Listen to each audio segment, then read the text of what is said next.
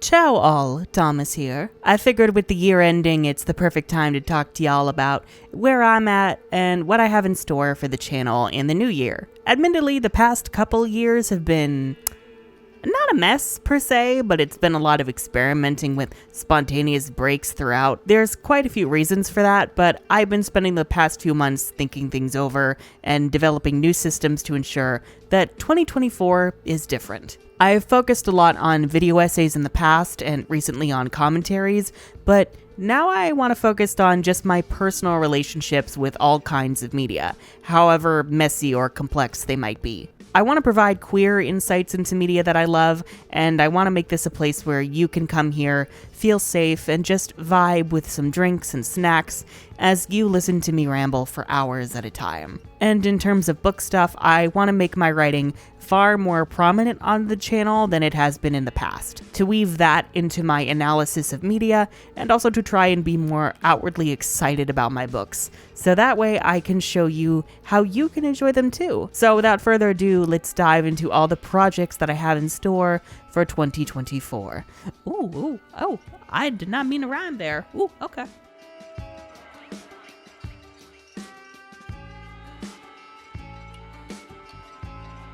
Starting in 2022, I began making commentaries, essentially highly edited reaction videos where I watch a piece of media and make commentary.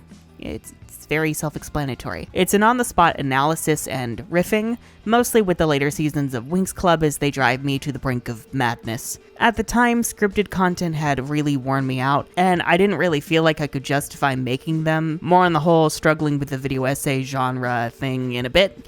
I do plan to continue commentaries, but they're not gonna be at the forefront the way that they were for the back half of 2022 and most of 2023. They'll mostly be used to bridge the gap between more intensive scripted content, and I'm only gonna be doing commentary for one project at a time. The goal right now is to finish Winx Season 3, and then get back around to Avatar Book 1, and then finally the first season of Fairy Tail, and we'll go from there. I'll likely do other commentary series in the future, maybe some even for games potentially, more on that later. Probably for the rest of these shows, maybe for other media that I feel I could, riff on and have fun with. But I think the era of these being my main shtick is coming to a close.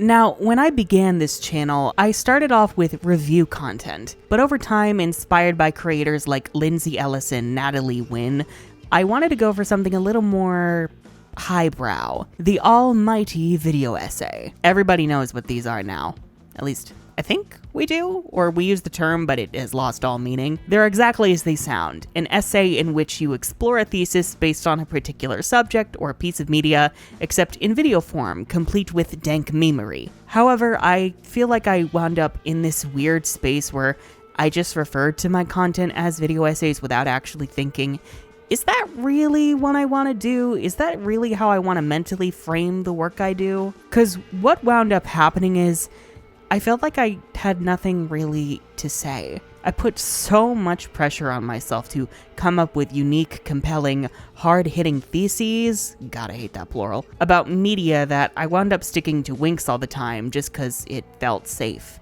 I didn't trust myself to be able to articulate myself well outside of that wheelhouse. So much so, I would get an idea for a video essay and then quickly abandon it because I felt like somebody else could do it better one day. Very much imposter syndrome, very much, do I actually know what I'm doing? That said, I am still proud of most of the video essays that I've done. But from now on, I'm only going to be making them when I feel like I have something I really want to get off my chest, rather than trying to invent one for the sake of putting out content. For my main content, I'm going back to the classics. Reviews, going in depth about a piece of media I'm interested in and discussing what resonates with me, what doesn't, and also discussing the production behind it. A very in-depth, broad process that doesn't necessarily require a thesis. This way, I will be free to talk about whatever the hell I like without this constant pressure to feel like I'm reinventing the wheel or like I have to match up to all the wonderful video essayists that I love. Because real talk, that's kind of part of what it was. I would see great videos by like Khadija Mbawe or Philosophy Tube, and I'd be like, oh my god, I'm never going to be good as them, and so I just kind of self-sabotaged when I'm like, okay, but like, I'm not them though. I'm not making the kind of stuff that they do. I'm like a leftist gateway drug, but really I'm just here to talk about media that I enjoy. Why am I putting so much pressure on myself to be this arbiter of like philosophy and like thought when I'm just here for vibes? Well, I mean, I'm here for writing insights, but like, I'm putting too much pressure on myself to have like super high quality stuff. Like, I just need to speak my piece about how I feel about something and then just let that be. So all this to say that now my content is going to be focused around my personal relationships with media that I can share with you. The Rise video that I've been working on, just imagine that, but with pretty much anything that I like. Winx Club, Avatar, Fairy Tail, and more. The possibilities here are quite literally endless. It would be fun even getting into new shows this way too, so feel free to share some recommendations. This approach has a few inspirations, most of them creators who do long-form media dissections: Jenny Nicholson, Crimson Rogue, B-Mask, Lady Knight the Brave. Side note, Lady Knight's video on Hill House still fucks me up to this day. Crimson's videos discussing books for hours at a time, as well as Quentin's videos on the Nickelodeon sitcom universe, kind of showed me that it's possible to dive that deep into a piece of media for that long and still entertain people. So with that, let's discuss some of the stuff that I'm going to be talking about.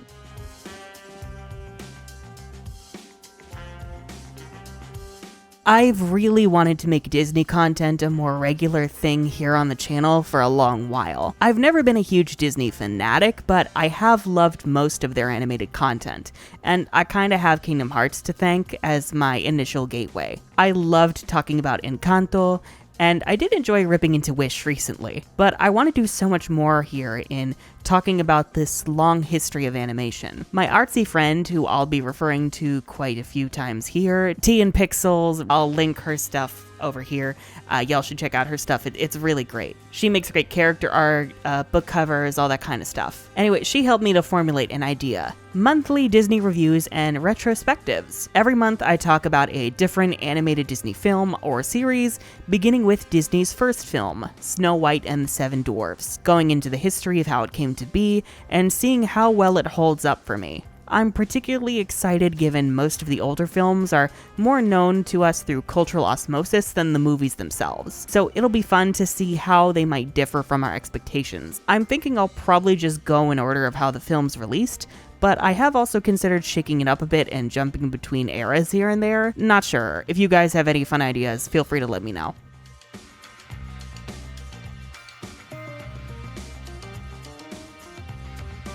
While I am excited to eventually get back into my Book 1 commentary, I think just diving into reviewing each season one at a time will really allow me to delve into the things I love about the Avatar series. I already enjoyed discussing the specific problems I have with Legend of Korra, as well as the elements of it that I loved, but I think eventually getting to review Korra's seasons after Avatar will also allow for a space to talk about Korra in a more complex way than we usually see online. Something I've thought about a lot is how we're never really taught to think of our relationships to media as complex. It's either you love it or you hate it. But no, you can love a piece of media dearly and think it's a mess, or that it's of quality but just not personally jive with it. And I really hope by talking about Avatar and especially Korra in this way, I can demonstrate the way that your relationship with media can be far more complex and dynamic than you think. And I just think it makes it more interesting, and also it lifts this pressure off of something to be good or bad. It's just, how does it resonate with you? How do you feel about it? It'll also be fun since I'm introducing one of my friends to Avatar for the first time. She introduced me to MASH, which I might also want to talk about at some point on the channel, and also which Lady Knight the Brave has also covered, so God bless. So I figured that after loving MASH deeply and becoming a Margaret stan, I'd introduce her to Avatar. It's been making me realize exactly why we hold Avatar on such a pedestal. The way that it's so easy to enjoy but has such rich depth to where literally anyone can waltz in off the street and enjoy it. It has really been helping me to understand storytelling on a deeper, more accessible level, and I can't wait to talk about that with you.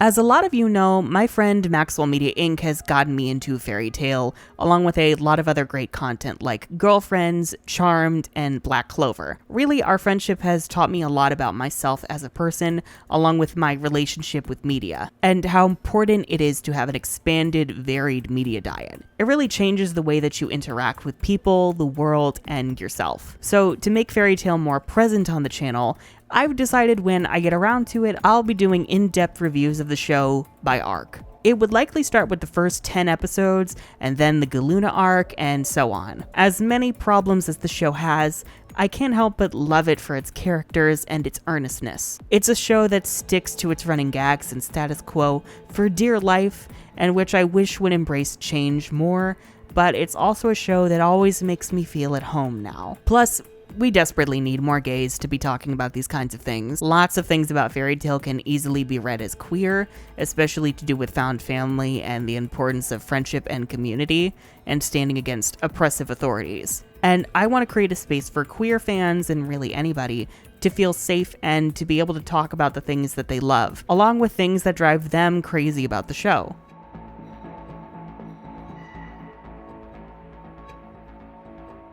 Now, for the Winx girlies, y'all have really been spoiled the last few years. After fleeing the RWBY fandom in the night, I kinda clung to Winx like my life depended on it, because it just felt very, very safe after things I had gone through. I've had Winx with me for most of my life, so it finally felt very nice and cathartic to have this space where I could just talk about how much I loved it and talk about all the granular, trivial details that don't really matter, and I knew people would listen and enjoy it. Legit, hearing the way that it brightens up y'all's day, it just makes me so happy. And it's also really nice to see even more Winx creators popping up, like Lola with the Winx Forever podcast, Josh's Winx Chronicles, Lisa Fevroll's in-depth series breakdowns, and deeply iconic fashion, Rosie Vision's opinion pieces and look-backs on the 4Kids dub, and of course, Winx Decoded's ranking videos and in-depth analyses. But that all said, I kinda have felt like I've hit a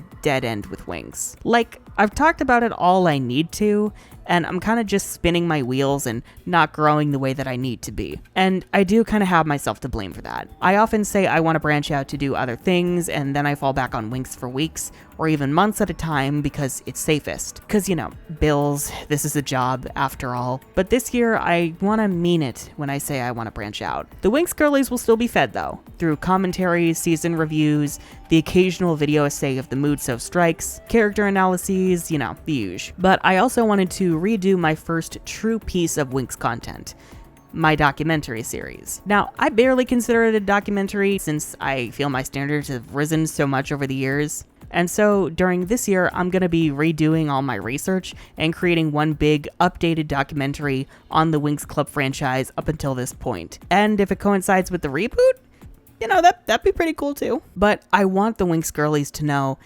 I am grateful for your support. I would not be where I am without you, along with the girlies of a certain other show, which we'll get into in a little bit. And I want you all to know that I'm not leaving the Winx creator space anytime soon. I'll just not be around these parts as much, but when I am, I will be sure to make it worth your while.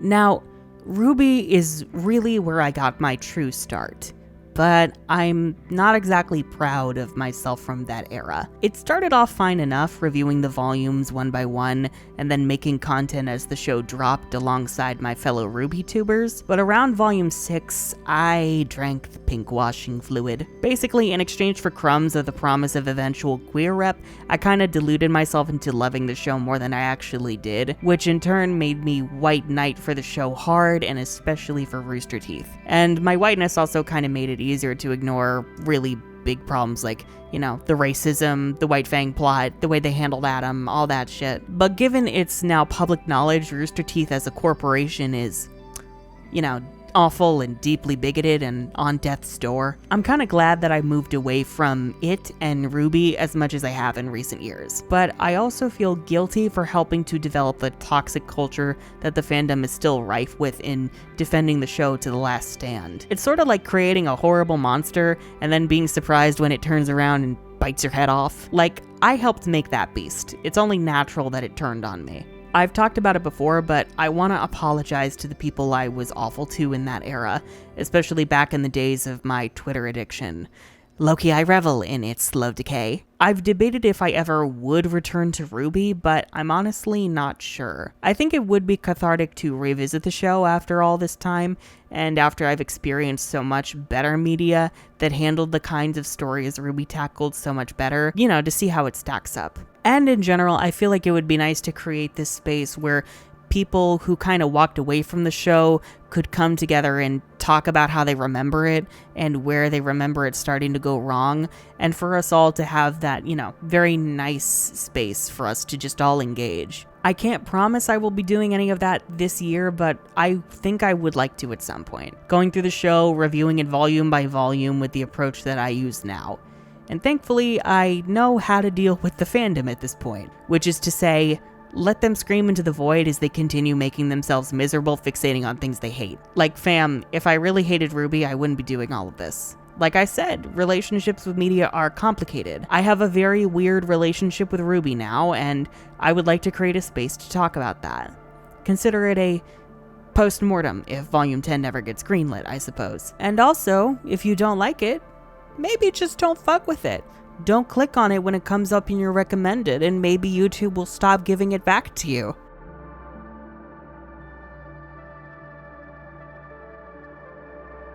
Sailor Moon is a difficult franchise to talk about, mostly because if you try, Toei will nuke you from orbit. Those videos I made way back when on Sailor Moon Crystal, those got me copyright strikes. Not claims. Strikes. So it's kind of difficult to talk about the show here on YouTube, no matter how much I would like to. And so I'm gonna be making Sailor Moon content over on my Patreon. I want to make my Patreon feel like it's more valuable to members. And so I'm trying to do more exclusive, fun content over there without feeling like I'm neglecting my YouTube audience. I'm planning on reviewing Sailor Moon arc by arc, both the 90s anime and the Crystal stuff, and maybe the manga. And this could finally get me to watch the live-action series and the musicals too. These will all be Patreon exclusive, as Toei is likely to be less of a nuisance over there. Right now, I'm actually working on a quick video on why, in my opinion, the reboot era of Sailor Moon failed, since Cosmos is out now and, it feels like no one really cares.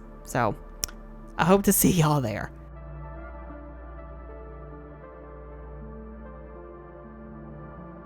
Now, you'll likely have seen that behemoth of a video I dropped on Tales of Arise, which, yes, is just a preview. The script's about 75% done, and it's sitting at just under, 60,000 words, I think. Not gonna lie, this is the project that made me think, oh yeah, I could totally do this for whatever the fuck media I wanted to talk about. Basically, the idea is to explore my praises and critiques of Tales of Arise as I go through the story, but to present everything in a way that is fun and accessible to everyone, even people who've never played the game before. The final version will hopefully be finished and released in March, but I'm already thinking about how much I would love to talk about other Tales games, especially my personal favorites Berseria and Abyss. In the script, I wrote about how, I currently can only record with the built-in PS4 software, which makes it difficult since most of the other Tales games are either completely blocked or they block very important scenes, and the Kingdom Hearts games have that annoying little Square Enix watermark in the corner.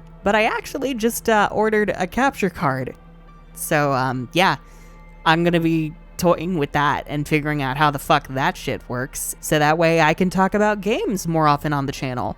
I'm already thinking after Tales of Arise, the next game I probably would want to do is Kingdom Hearts 1, because I feel a Kingdom Hearts phase coming on. The 7 hours diving into the magic that is Kingdom Hearts 1, I think that'd be fun. I'm just thinking of all the games that I would really love to cover, like Sly Cooper, Tomb Raider, the Kingdom Hearts series, the Gravity Rush games, the Spyro games, just Oh, that would be really fun.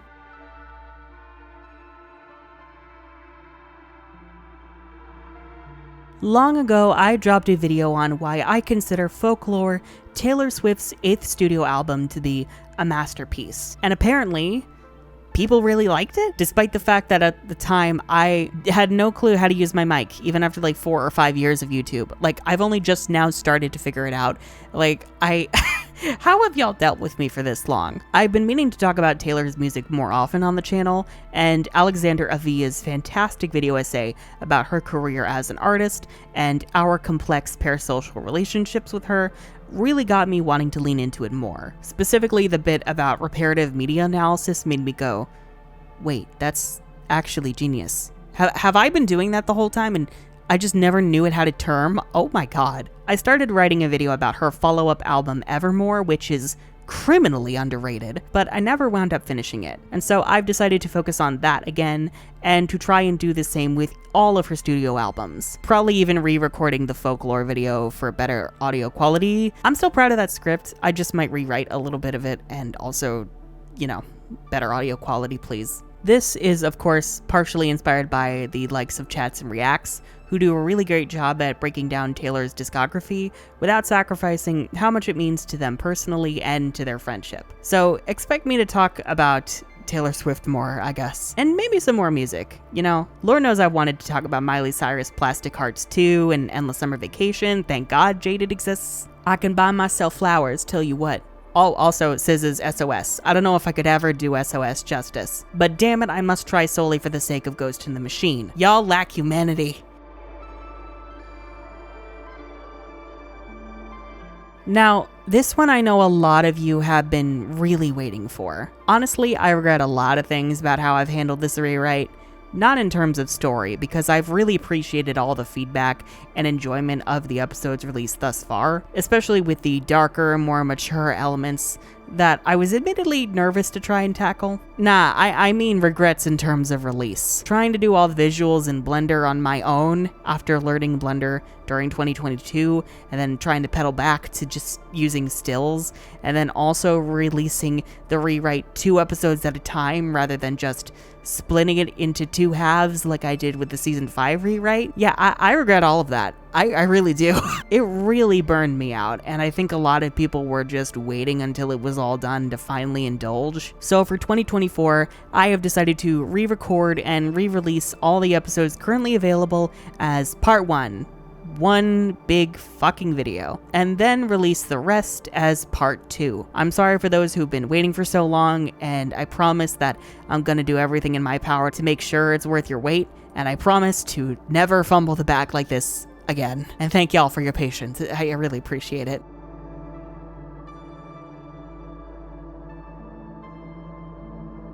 Wish really got me upset with how it ruined its stellar premise. And yes, that pun was intentional. My artsy friend, again, T and Pixels, and I have been working to rewrite Wish, going back and forth with different ideas on where to take the story, and she's even been making visuals to accompany them, because she is insane. Which works, because I'm insane. It works. And so one of the big rewrite projects this year will be for Wish. Alongside the full rewrite, I'm also going to be doing a video on the process of putting the rewrite together, and exploring different ideas that T and I had on where the story could have gone, in case any of you want to play with those ideas yourselves. Even been toying with the idea of like a rewrite workshop kind of thing, where like we pitch the ideas to you to see what you like before we do the big rewrite. Yeah, it's going to be a whole trial and error process of seeing how this works. For context, right now the main pitch that we have is where Asha is much, much older, and she's a much more jaded character who is the reclusive sister of King Magnifico. Their past informs where Asha is now, and she's going to have to push aside what happened to her in the past in order to step up and save the people of Rosas and their wishes.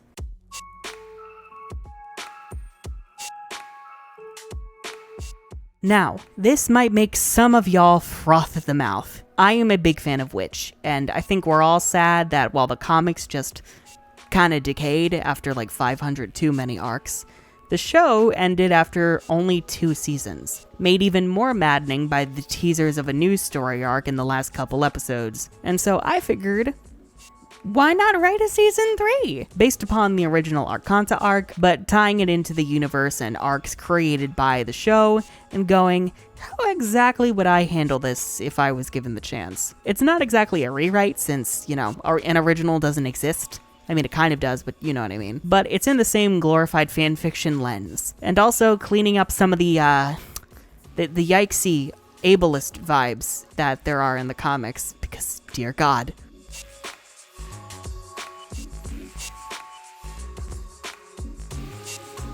Now, this is the big thing for me, and what kind of sent me into the spiral that I've been in the last couple years. For those of you who don't know, I am a writer and author who published my first book, Cineribus from the Ashes, back in November of 2021. And it went fine. It didn't perform exceptionally well, but I wouldn't really consider it a failure either. I'm still proud of the story that I wrote. Rather, I feel like I really fumbled the release and marketing. It just was not the right time. But I did learn a lot from that experience. Through a combination of factors, I just didn't set my book up for success. The title is... well, there's a reason it's like that, but it made the book incredibly inaccessible to most potential readers. It really only internalized for me when people in real life would ask about my book, and when I spoke the title, they nodded in confusion as I looked like I had 5 heads. And in general, I also did not promote it as much as I should have, likely because at the time I was going through things that made me doubt myself and thus self-sabotage. But now, I think I'm ready to try again. I've been working with a character artist, artsy friend, T and Pixels that I've been mentioning, to create new character art for the principal cast, and she's also been helping to brainstorm how we can get the story into the hands of more people, namely queer readers looking for queer stories in the vein of Harry Potter. I can't share all of the details yet, but I will be doing a full, proper unveiling of this rebrand in a few months' time, with plans for the series' future, including the next book. And yes, Cineribus will be getting a new name. And no, I can't tell you what it is yet, but I promise it will be a name you can pronounce. Admittedly, still not sure on audiobook stuff yet. There are personal things I need to work out before we even move in that direction, but whenever book 1 is re-released with its new name, I'm thinking of doing some live readings here on the channel in case y'all are interested. I think that would be a very cute, cozy vibe as we read about the characters I traumatize. It has been a long time since I have been this excited about YouTube. While this is definitely one of the best decisions I've made in my life, the past 2 years admittedly felt like a free fall. Like I've been experimenting and grabbing at straws, plateauing, all the while trying to figure out where I've failed and where I need to go in order to keep growing. And I think with all of this, I am very excited about my future. I really hope you enjoy all that I've got to offer in 2024, and I hope to see you there. I'm the Unicorn of War, and may this be the most glorious shit show anyone has ever witnessed.